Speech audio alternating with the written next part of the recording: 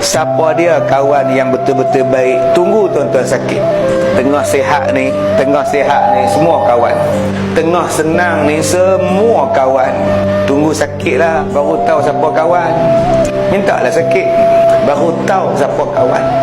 Kita dah 6 bulan sakit, tak mai ziarah. Tuan-tuan nak tengok kawan yang tak baik, yang baik tunggu sakit. Berapa ramai yang hak baik ini tuan-tuan, ubat ni dia buat mai. Aku tak ada duit nak bayar. Aku bukan minta duit, aku bagikan hadiah, doa sama-sama lah. Jangan cakap duit. Nampak? Rupanya hadiah ya. Berapa banyak yang mai ziarah tapi menyakitkan hati orang sakit.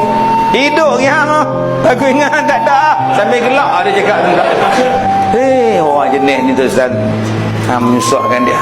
Inilah dia tuan-tuan, waktu kita sakit lah sebenarnya Allah nak bagi tahu siapa kawan sejati, siapa kawan waktu senang, siapa kawan ala-ala kadar punya kawan.